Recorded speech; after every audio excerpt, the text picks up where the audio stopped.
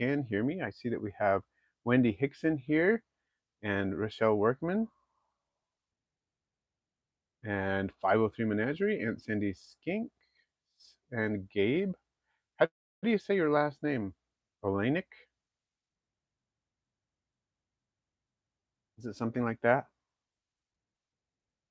And if you can hear me, then please answer this question. What do you think is in this enclosure besides a branch? You can see a little bit of it sticking out.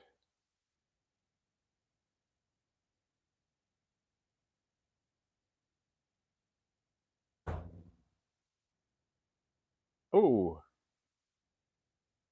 503 Menagerie. Yep, you got it. There's an assassin bug. You can see the left of the enclosure, just sitting underneath the branch. There's love at first bite as well.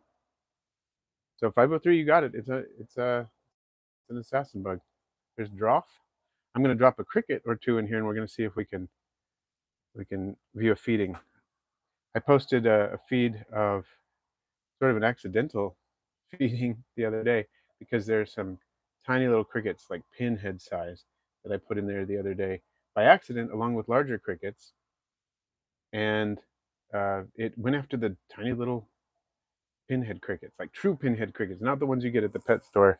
They say pinhead crickets and they're like 3/8 of an inch or something, or a quarter of an inch. It's it was a pinhead cricket, really tiny, and then so this time I think I accidentally dumped two really small crickets in there as well as one moderately sized cricket in there, and we'll see if it'll go for it. That's what I'm hoping. You can see the moderately sized cricket in there, I think, as well as the remains of another cricket it dispatched earlier in the week, a few days ago. I'm going to remove this cricket body here that it ate earlier, a few days ago. See if it's hungry. See that Tennyson is here, Tennyson Kingsley. So Gabe, I can say Olenek or Olenek, either one. Sounds good. Oh, I see the. Oh, did you see that? Caught that cricket. That was faster than I expected. We didn't get to see all of it, but there was a little flash of it grabbing the cricket. Pretty fast.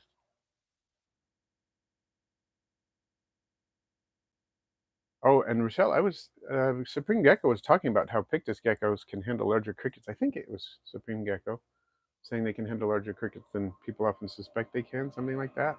I don't want to misquote Wally, but I think he was saying something like that.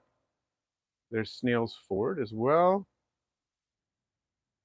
And yes, love it versus bite. Thank you for the reminder to everyone to hit the like button and share. See, I'm going to move the branch if I can without upsetting the assassin bug here. You can see it's captured that cricket. This is a masked hunter assassin bug. Reduvius personatus is the scientific name of this species. They're called masked hunters because the nymph will camouflage itself with dust and detritus, which is kind of cool. And so when you find a nymph, it looks like it's just kind of covered with dust. And then when they molt into their adult form, they have this black color. So they are pretty small for assassin bugs. Like some of the assassin bugs you keep in the hobby, like the white spot assassins and the orange spot assassins and the horrid king assassins are much bigger, but they're still pretty cool. So the sound is coming.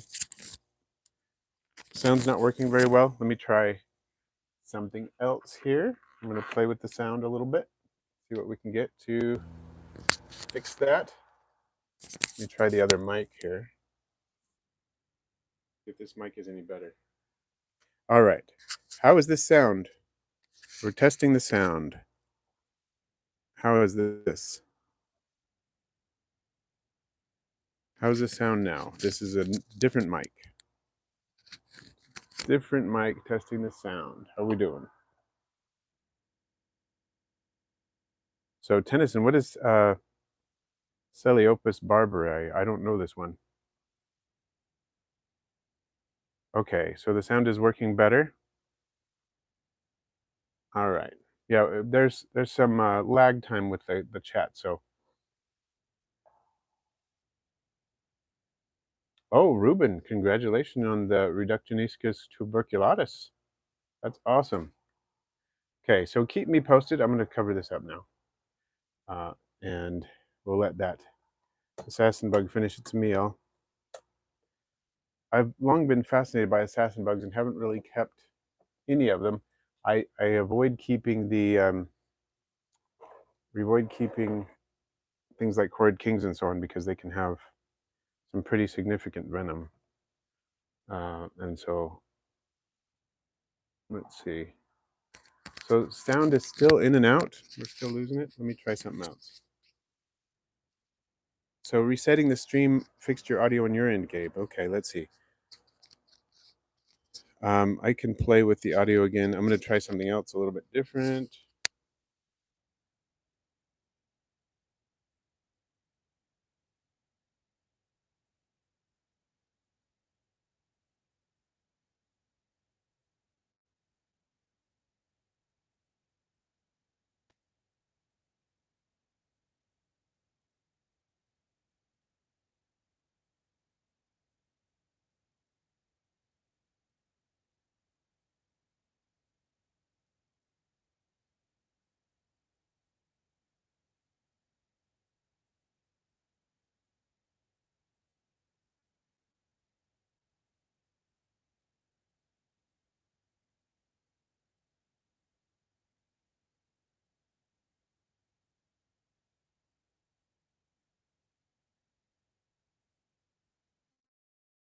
I'm using the...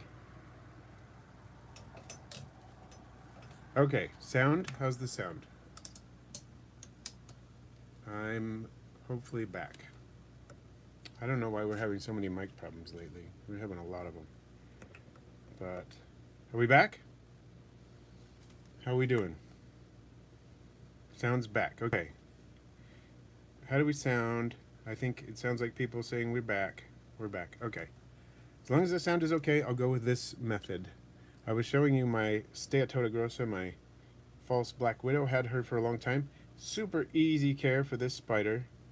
And they're fairly easy to find. I just have some dry cocoa fiber in the bottom, some branches, and she eats Heidi fruit flies. She eats what's another food I give her? I've given her mealworms, and I've given her the larvae of Pyralis farinellus moths. So, all right. So how's the sound for you, Sandy? Because I changed the sound delivery method, and it seems to be working for a lot of people. So I'm hoping it's working for you as well.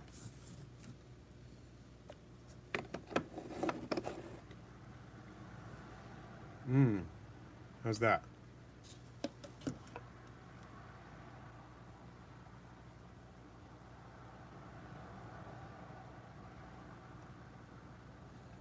All right, we're going to look at some isopods for a minute. I want to see if you can see my Klugii here that I have. Bunch of springtails.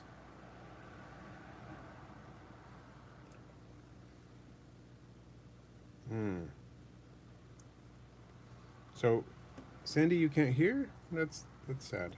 I'm not sure what's going on there. Let's see. Seeing a lot of good springtails in here, but none of the isopods. Huh. What's going on with that? Are they just hiding in the sub? Oh, there's one. This is Armadillidium Klugii orange. I believe this morph was isolated from the Montenegro locality. And they're doing well in here. I don't know why I'm not seeing very many. But I'm not. Okay, well, a lot of people can hear me, so that's good.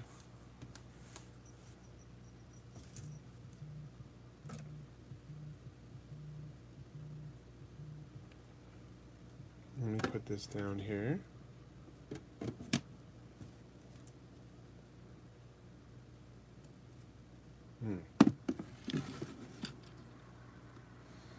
All right.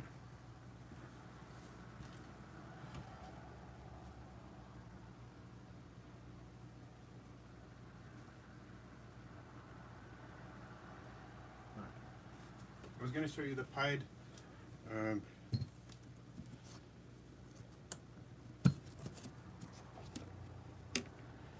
So it sounds like some people are having not so much good luck with clue guy. They can be tricky. They really hate being misted. They need, you know, a moist area, but they hate being misted. I've learned that. So Ruben, you have 100 dubias. I wish I could get some dubias. They're so much easier to take care of than crickets. This is my pied enclosure. You can see that there are some specimens that are just basically normal wild types, but this specimen was also produced by that same stock. It almost looks like Santa Lucia or something like this. I don't really want to say it looks like a magic potion because I don't really think it does, but it looks like Santa Lucia. You can see there's a pied individual plus another basically all white individual. I haven't seen in the babies in this enclosure a lot of indication of pied individuals, but we'll see. Still some time to work with. Definitely, we have time to see what's going on. Oh, good. Aunt Sandy can hear now. Excellent.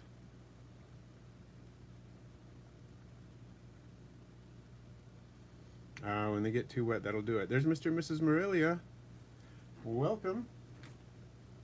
Always good to have you here.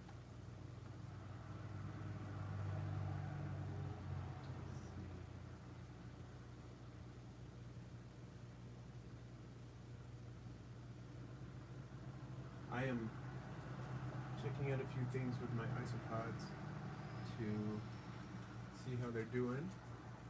I want to share some things with you here. Let's see. I see we have, there's Looch.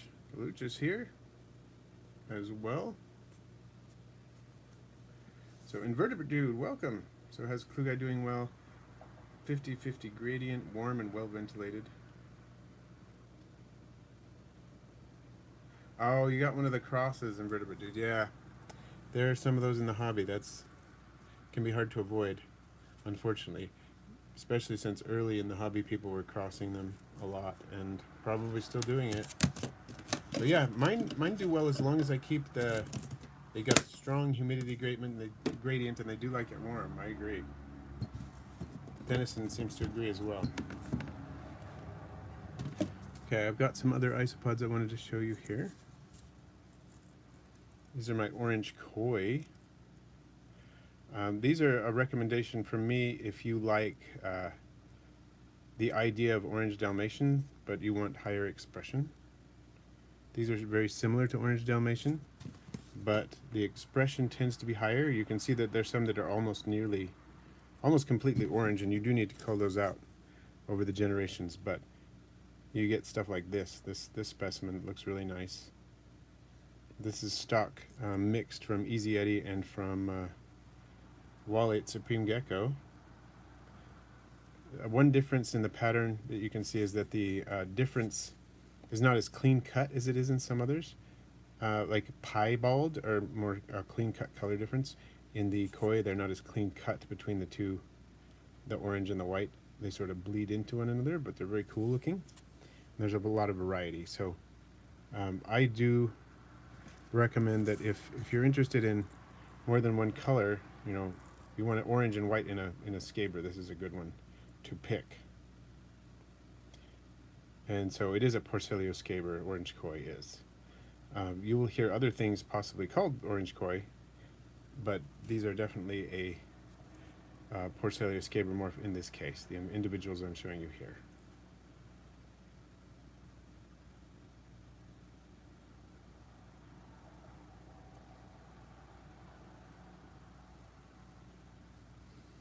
Okay, hold on a second. I have to plug something in for power. I'm running out of juice on my iPad here. It's kind of an old iPad and doesn't hold battery like it used to.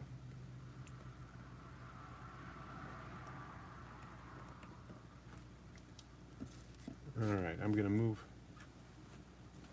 something else.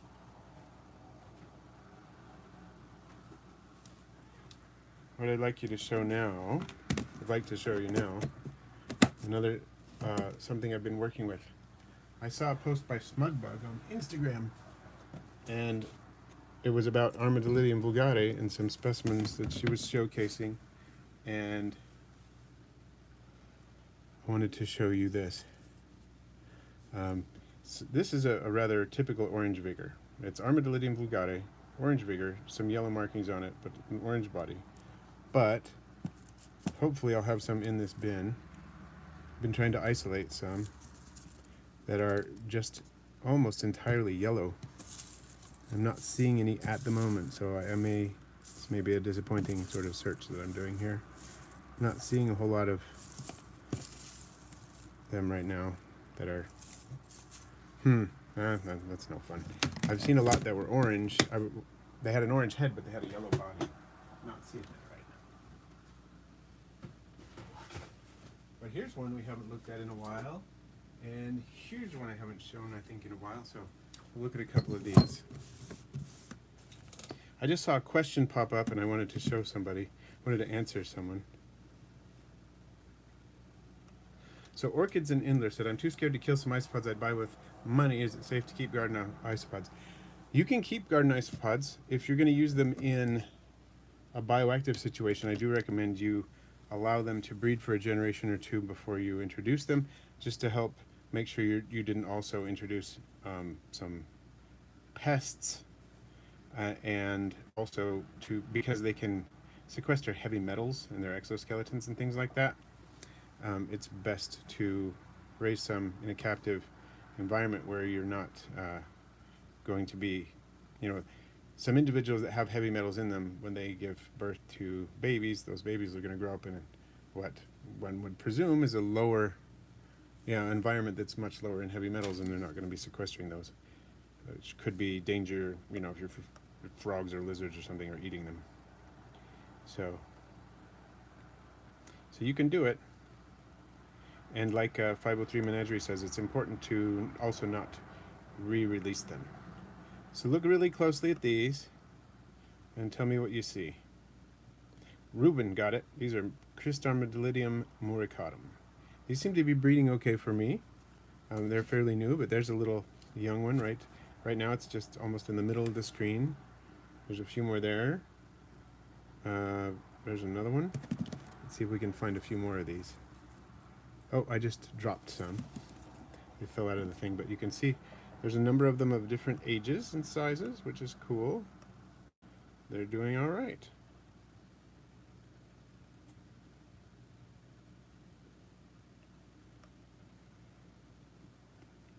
They're not breeding like huge numbers yet, but I see a good number of them, and there's some that are off screen and not seeing right now, but there's some right there, for example.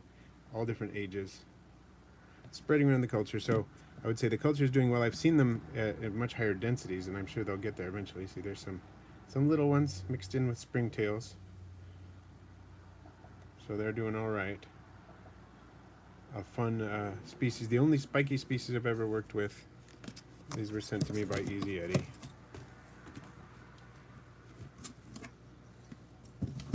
And here is a species that I like a lot, and my favorite morph of this species, the only morph I know of actually of this species. See if you can identify this one.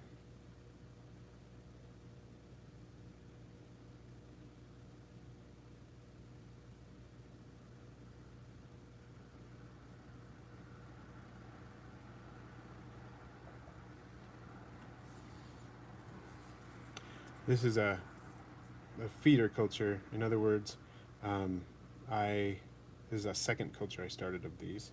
Yep, Ruben and Tennyson got it. Ruben got the species name first, but Tennyson got the genus and species name. Silisticus convexus, and then Tennyson added the morph, Ukraine pied. They do startle pretty well. In other words, they'll run away pretty quickly once you start working with them. This one, I can't tell if it's trying to nibble on me or if it's trying to just get past my thumb. But anyway, they're doing really well. This second satellite culture, or second culture, backup culture, whatever you want to call it, has been doing pretty well. I finally starting to see some decent reproduction, and it takes a while.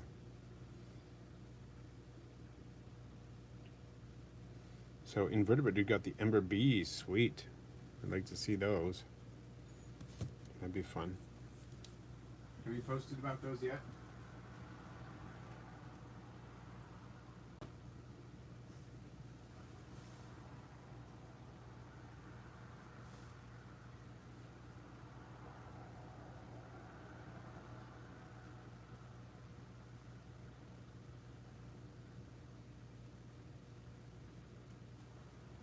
I'm gonna check on the witch's brew.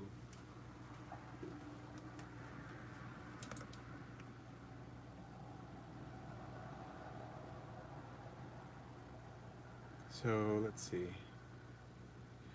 Oh yeah, theropod hunter. It's like the racing stripes or something. Is that the Corkyrium morph that you're thinking of?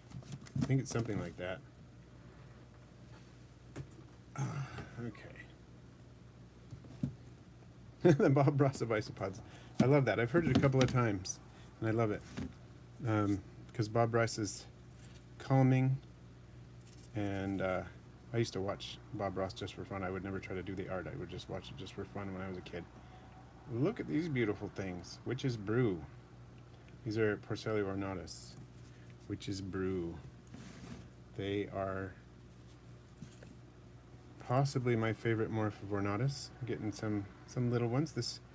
The larger one here is pretty small, but these are even smaller. So got a few different cohorts that were born this season. Here's some more. These are all juveniles here. They're moving around. These are young ones, like less than half an inch long, the ones that you're looking at here.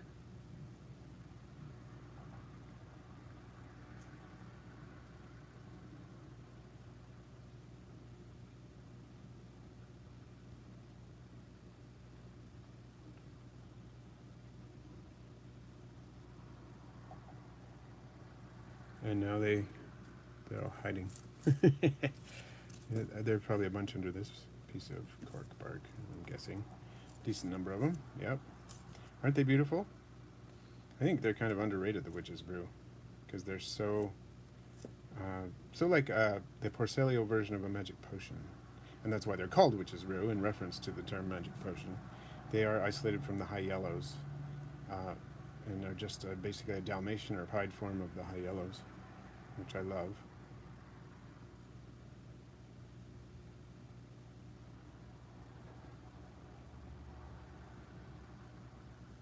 There's one crawling on my finger. I can feel, and I think it's looking for a snack. Maybe I should give them a piece of dog food and see if they'll come eat it on camera. That'd be fun. Dog food is great for feeding shots because a lot of the smaller isopods can't drag it off, and they'll sit and nibble it, and a lot of them will nibble it together, and that's kind of fun.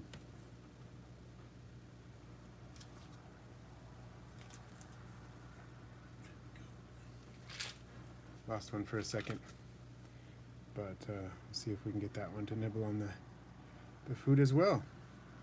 It's fun to watch them do that.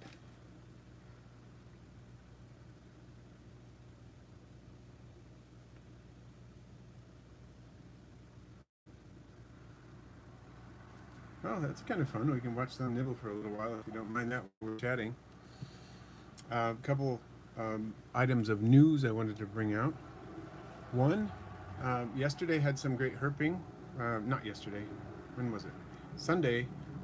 Took a little hike with my wife in the afternoon, early evening, or maybe no, it was actually just evening. It wasn't that early. It was around 7, 8 p.m., something like that, and we found a rattlesnake. It was a fairly small one, probably under 2 feet long. Still, rattlesnakes have a pretty robust build, so a 2-foot long rattlesnake is a lot bigger than a 2-foot long garter snake, for example. It didn't rattle. at all, even though it was fairly close when we discovered it.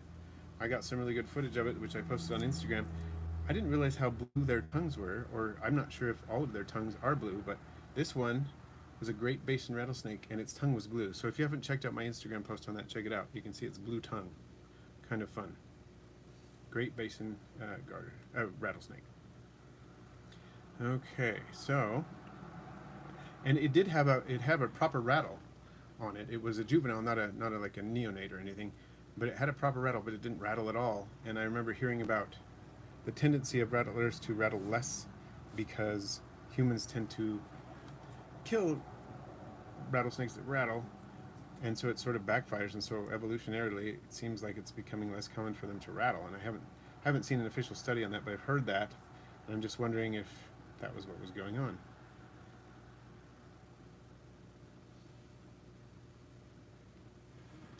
So the base of the tongue was blue, and then the tip of the tongue was black. It was kind of cool to see.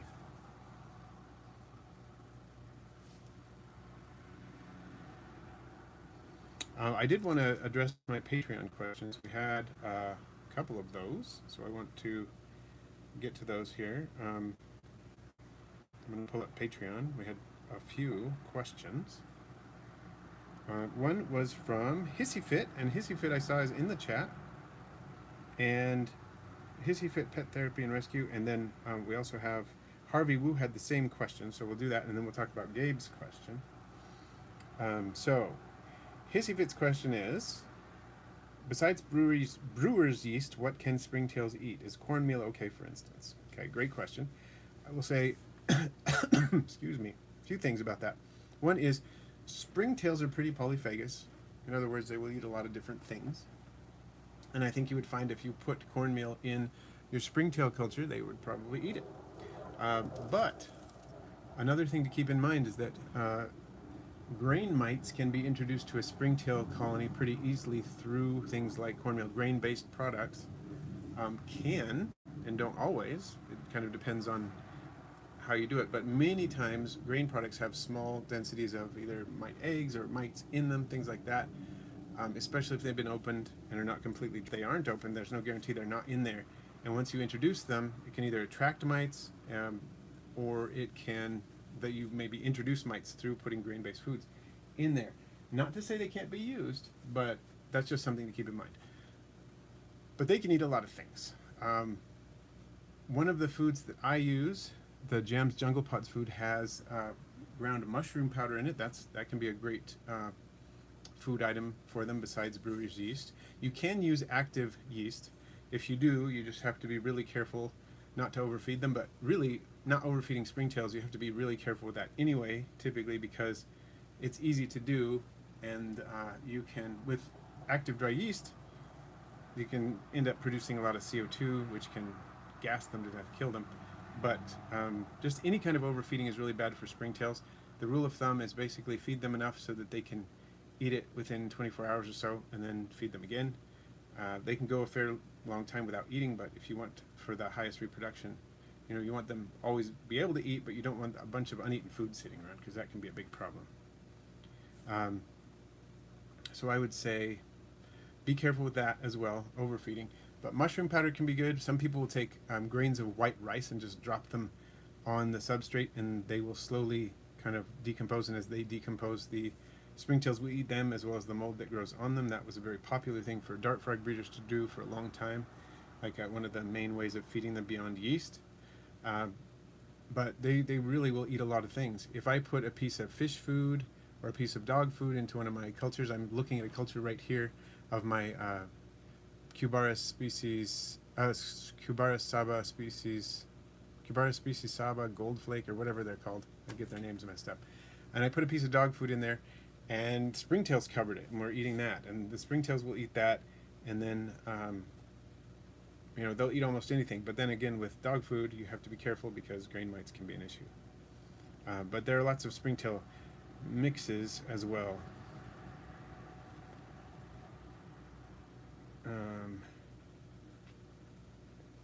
So let's see. Probably missed some things. Theropod Hunter, have you seen that video circulating Facebook of 20+ garter snakes poking their heads out of a burrow? Haven't seen that particular one, but I have seen some of multiple garter snakes sticking their heads out of burrows, which I think is awesome. And I'm sure at the Narcisse snake dens, you can see more than 20 doing that, and that's a place I want to visit in Canada someday. Oh, Jack and Jake's Adventures mentioning that wild pigs may be contributing to the reduced rattling. Interesting. And Mr. and Mrs. Morelli, I would imagine you were calm around the rattlesnakes, so there was no reason for them to be concerned. That could play into it too, because I do try to be calm around rattlesnakes, of course, for lots of reasons. This was the funny thing, though. When I was getting up, I was crouched down to take video of the rattlesnake, and as I stood up, I accidentally kind of moved a little bit too fast, and the rattlesnake startled a little bit and started moving. Didn't rattle even then, and I would have expected it to do so, which is interesting. And 503, yeah, I do think freezing grain products can help reduce issues with the springtails.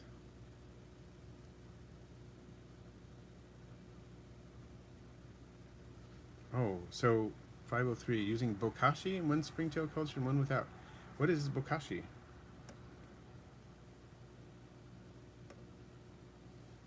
Palak, hello and welcome. Invert aquarium, how's it doing? Ooh, maybe we should take a peek at that. Need to move some things because I've got some prepped boxes here on the floor. I need to ship out some stuff a little later, and one of my kids was prepping boxes, so they're there. But we could look at that for a while. That's always a fun thing to do. I could drop some fish food pellets in there if you're up for that. Let me grab some fish food pellets and we'll drop some in and we'll see what we can see.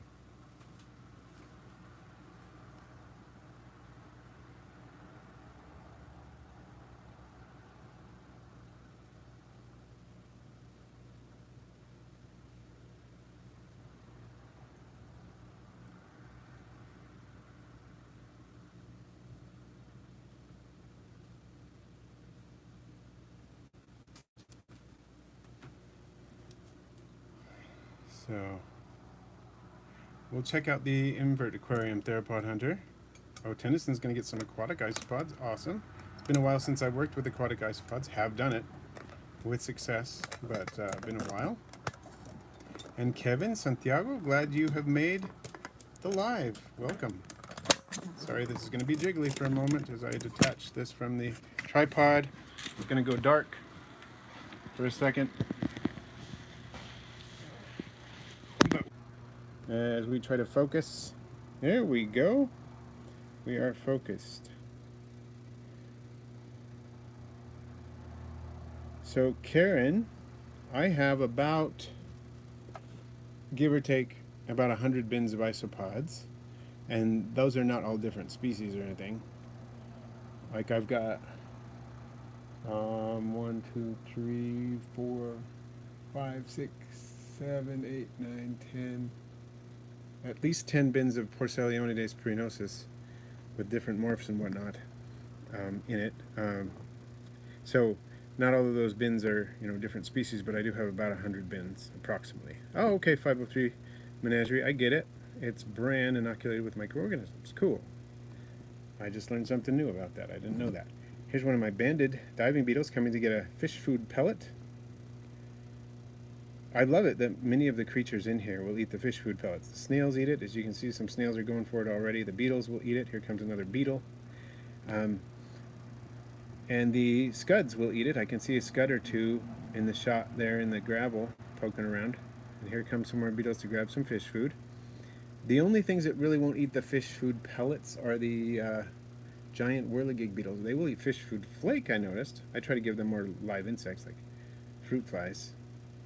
Flightless fruit flies, but they do eat it.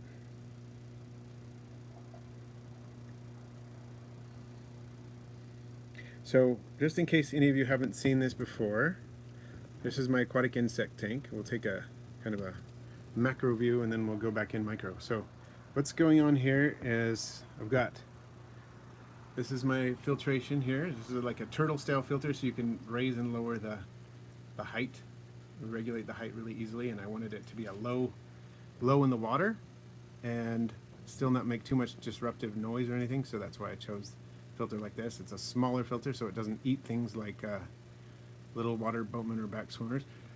I do have some extra aeration, just a little bit over in the corner here. There are some fake Vallisneria plants in here. There are a lot of real plants in here too, though. This is water lettuce, often known as dwarf water lettuce. The thing is, it really depends on how much light and how many nutrients you get to it. More than that, in my goldfish tank, where there are a lot of nutrients and a lot of light, the same stuff gets a lot bigger than this. And in my Endler tank, where the light and nutrients are in between, it grows in between. So you can also see there's duckweed growing in between the leaves of the dwarf water lettuce. I fertilize this stuff twice a week with an all-in-one aquarium fertilizer. I have mopani wood. Here's a piece of mopani wood sticking up, and you can see there's a beetle resting on it. They need to have haul-out areas. This is a haul-out area for it. There's another haul-out area. It's a piece of cork bark, and then there's another that is a reptile dish. I'm going to be putting some substrate in there to see if I can get some pupation going on. Haven't done that yet, but it's sitting in there waiting for me to do that. Other live plants, I've got various anubias, types of anubias growing here. Some java fern, that's lace java fern right there. There's a couple of those in there. There's a cryptocorin or cryptocorini, depending on how you want to say it, right there. And so there are various live plants in here, as well as some fake Vallisneria. And then many, many different species of beetles. In here, most of the species that are in here are beetles, and they're all kinds of fun. There are ram's horn snails and one more species of smaller snail, and then there are the scuds, which are the amphipods. Hyalilla azteca is the species that I have.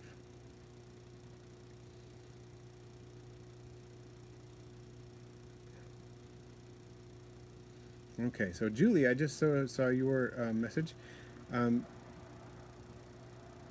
Email address, you can do info@aquarimax.com.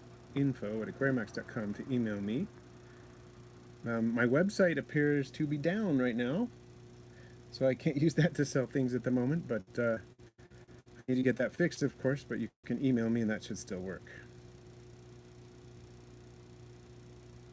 So Falak, I have not used goat manure or anything like that in substrate for an isopod bin. I could see isopods being interested in eating it, perhaps, but I haven't. I experimented with that. I am using a substrate, BioLive's substrate, that has some bat guano in it right now.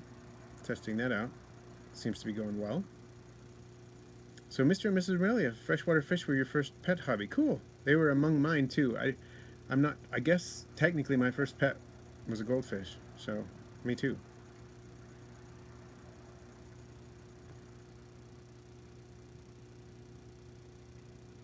Oh, theropod hunter, you noticed a horsehair worm in with your newt a few days ago. Ooh, horsehair worms. Those can be creepy. And not good news. Hopefully it wasn't, hadn't exited from your newt, having parasitized it. Yeah, I think some people here are saying some good things about the goat dung in general.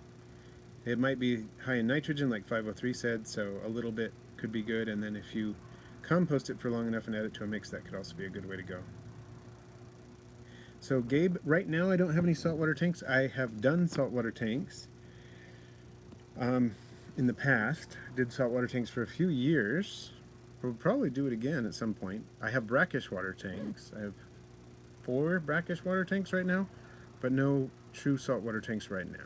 But I've kept some soft corals, I've kept different species of, a few different species of fish. I kept a bicolor blenny and a percula clown, and I've kept peppermint shrimp and various crabs, feather duster worms, things like that. Let's see if we can see. There's the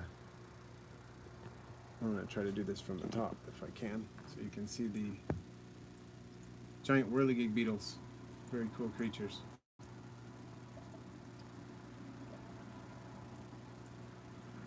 So Hissyfit's asking about a brackish water tank. That is a tank that includes, it's a mix between salt and freshwater. So it's not marine strength saltwater, and it's not freshwater. It's somewhere in between. And I keep Opiola shrimp, Halocaridina rubra, in those brackish water tanks as well as some other creatures. So I have, as we're watching these little beetles zip around, I want to check out some over here too. You can see them. There's a little bit of glare there, but you can see those beetles. It's kind of fun. Gabe had a question about isopod and millipede enclosures. He's asking if condensation in the bin is a normal thing. Because some days the bins are fine, all the rain in East Tennessee and humidity in the house going all the way up to around 80 some days and not dropping below 60 may be the culprit. The environment in Utah is very different from here, but any input is appreciated. Yes, you definitely live in a more humid environment than I do. My understanding, I rarely have issues with condensation. I have had them on occasion, and I generally feel like if I do, that means the enclosure is being, too much water is being added or there's not enough ventilation, or both. And so I would recommend, in most cases, if you are experiencing that ventilation, you probably need to decrease the amount of moisture you're adding or increase the ventilation, because that can be a problem to get too much ventilation for both isopods and millipedes. And of course, that depends on the species. Some are more tolerant than others and whatnot, but in many cases that can be an issue. So one more thing, I'm going to move over here. We're going to take a look at my giant water bug, everybody, if you don't mind. Hopefully that helps, Gabe. I'm going to see if I can focus on it first. Let's see if we can get a good focus on the giant water bug. Is it going to work? I don't know. I don't know if it's going to work. See, this tank is my giant water bug tank, but it's also my scud breeding tank. You can see there's scuds all over.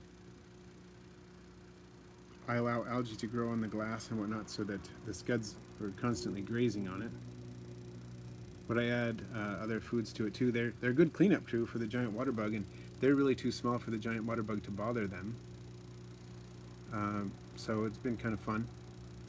I'm wondering if I should try to add a cricket to this and see if he will eat. That might be kind of fun. Just 1 second here. I'm going to put you right there and watch the other bugs while I grab a cricket. So I think that would be really fun if he would eat for us.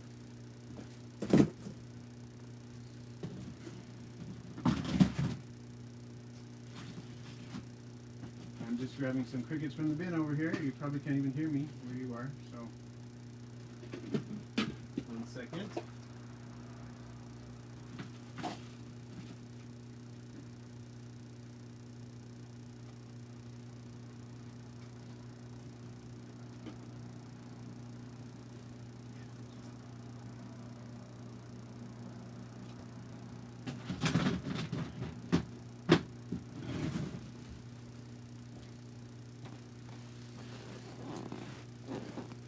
Okay, hopefully you didn't mind just watching the little beetles zip around for a minute.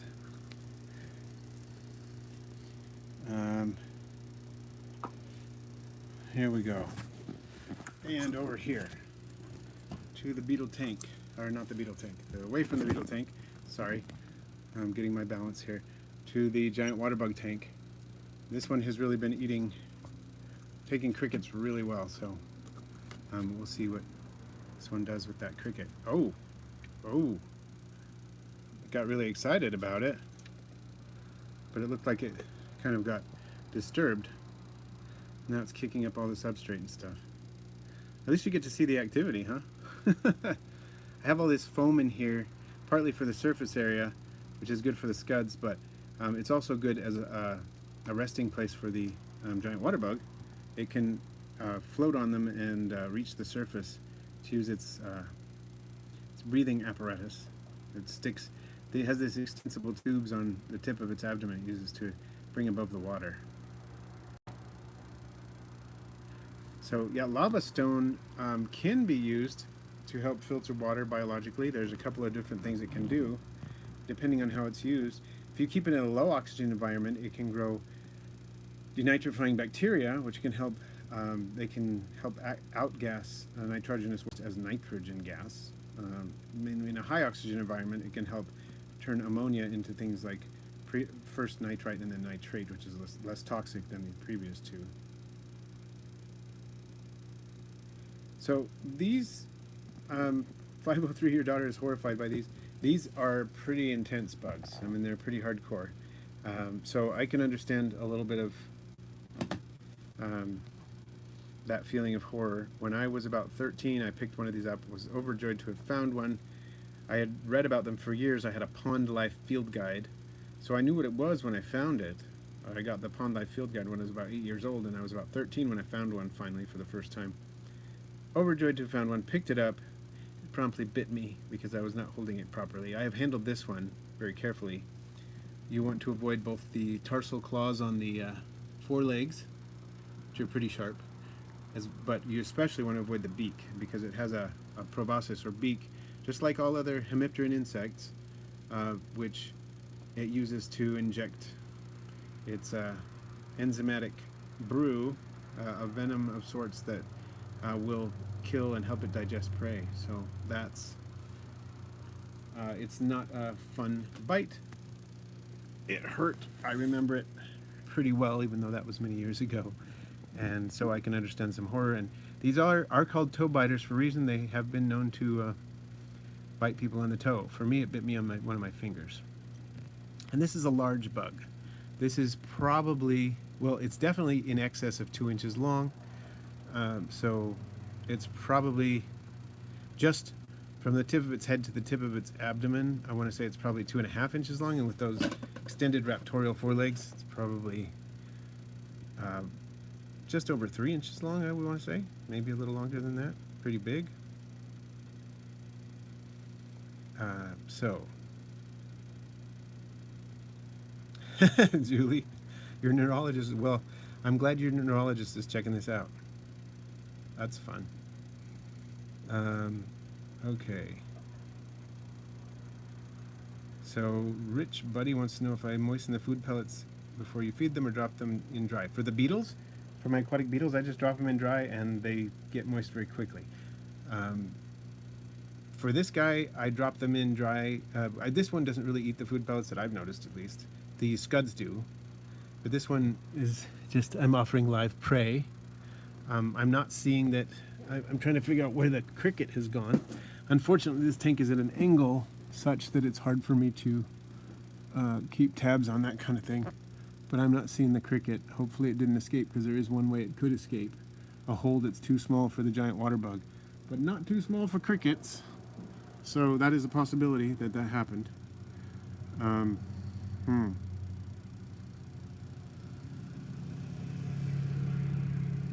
Oh, 503, you upgraded your beetle enclosure to a 20 gallon. Awesome, that's what I've got too. That is cool.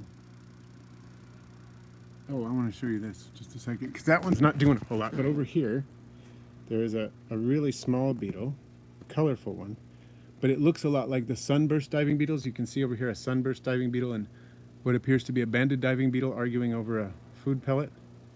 Oh, looks like the banded beetle won. See, but they have the colorful bodies, and this little guy, it might be a little hard to focus on. This little guy is not the same species, nor even the same genus, but it has a very similar color pattern, which is fun.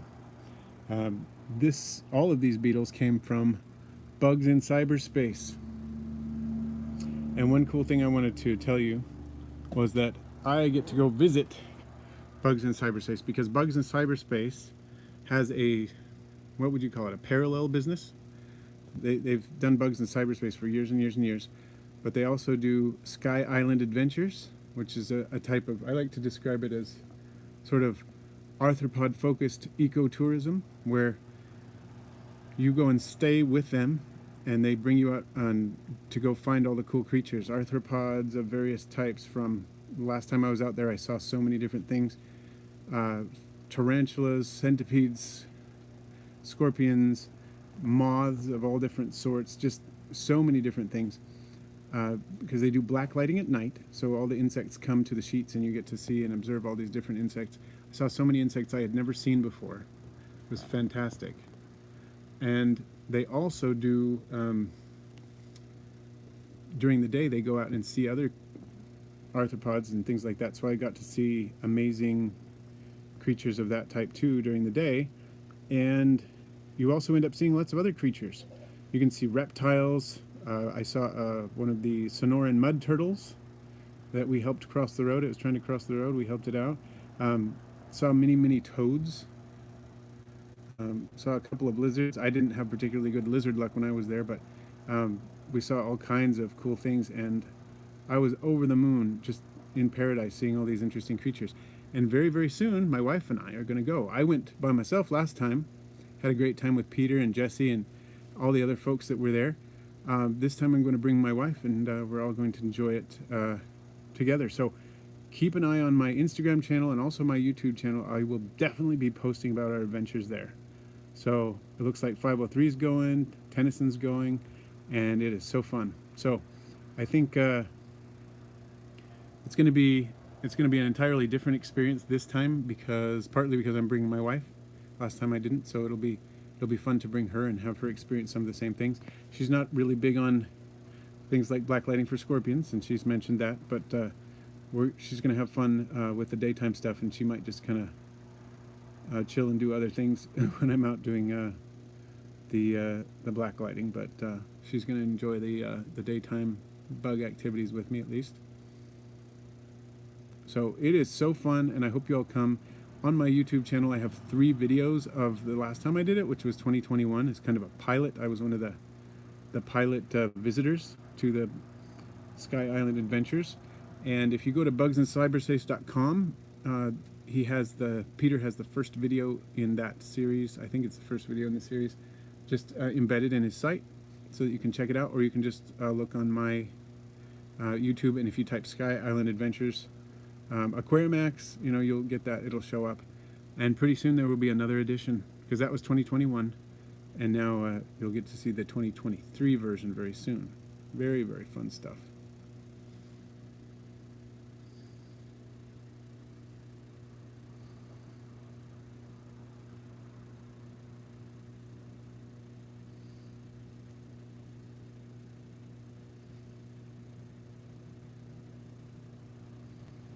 Oh yeah, I'm really excited for it, and there are going to be some other visitors there at the same time, and I hope to come back every year. I've been saving up my money to be able to get there all last year and most of this year, and now I'm able to go. And yeah, you're right, Luch. I am lucky.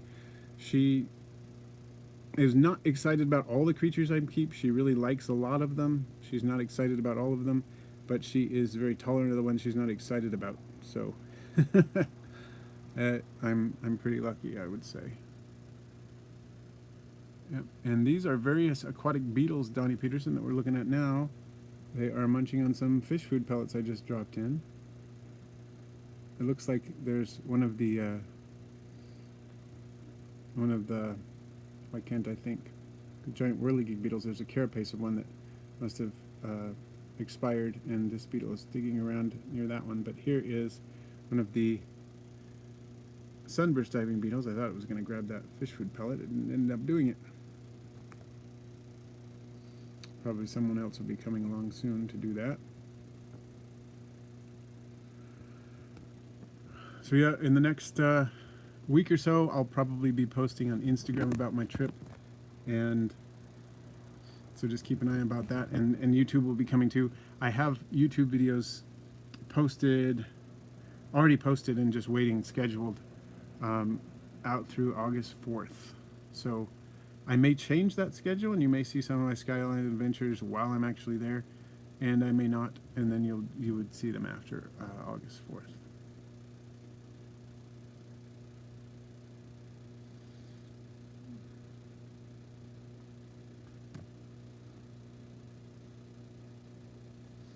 And Hissy Fit, you're right. My wife does love to see me get excited about this kind of stuff, which is good. And I try to support her in her interests. She's a writer and working on some books, and I really try to help her by being an alpha reader and that kind of thing for her. And she likes that, and so it's good for us to support each other. Oh, Mr. and Mrs. Amelia just sent a super chat. Love it. Oh, I can actually love it. I can click the heart. That's really cool. I think that's a new thing. I didn't know I could do that, but I just did. I really appreciate your support, Mr. and Mrs. Morelia. Always been great that way with our channel. Awesome. We have a lot of great supporters on this channel. So thank you everybody for being here. And super chats go a long way. And Tennyson says, how's the facility thing coming along for roaches and such? Still just an idea. Yeah, still just an idea, the facility. I want it to happen, but I don't currently have the funding to set up anything like that. And I do have a shed that I could possibly convert, but that would cost, you know, at the very least several $100s to convert because it's not climate controlled.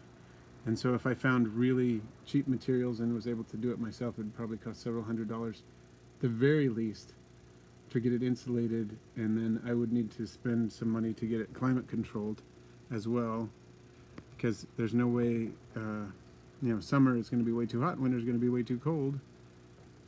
So I'm going to need to do something like that. So Luch has got some roaches coming from Roach Crossing. Excellent.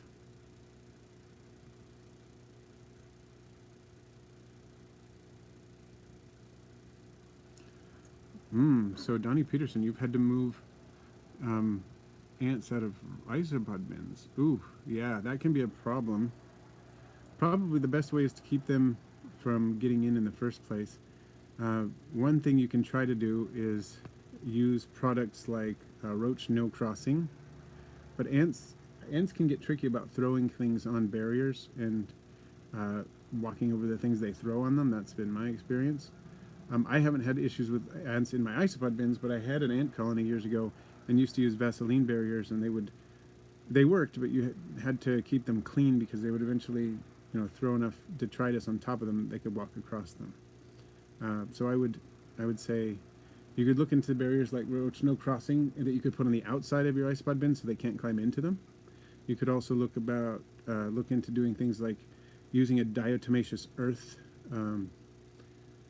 kind of barrier around your isopod bins that ants can't really cross. And diatomaceous earth is a natural product, but ants can't crawl over it very well. It will kill them, even though it's a natural product. It's basically the silicaceous skeletons of diatoms, or a type of algae, and insects have a hard time surviving crawling over that stuff. So that could be an option for you as well.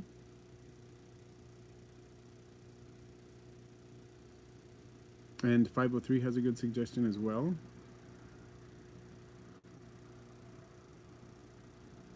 Yeah, Tennyson, you don't want to get the diatomaceous earth in with the isopods. That's why I recommended a reservoir around the isopod bins rather than putting the diatomaceous earth directly in the bins, because that would be bad. Diatomaceous earth is dangerous to crustaceans as well as insects. So very good point to bring up, Tennyson. And oh, we got another super chat from Gabe for the Roach Ranch Fund. Awesome. Can I click the like button on that one too? I'm trying to. It's not letting me do it. Oh, there it goes. I was able to do it. I appreciate that, Gabe. I appreciate all of your support. That is fantastic. I'm hopefully we'll be getting to that point someday where I'll actually have the facility. That's really what I want to do. Looking into some ideas still, but it's just very much ideas.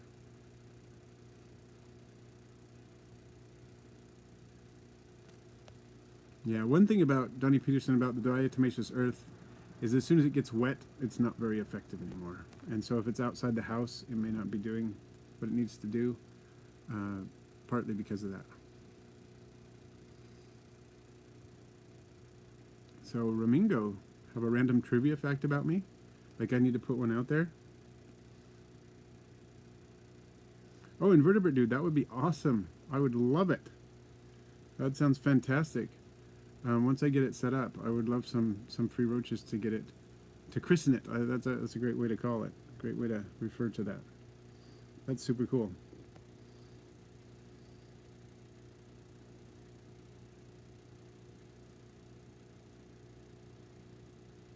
Cool. Yeah. Tennyson, I would appreciate that as well. So all I have to do is get the facility, and then I'll be able to get some seed roaches from y'all. That would be great. I'm excited to hopefully be able to get that going someday.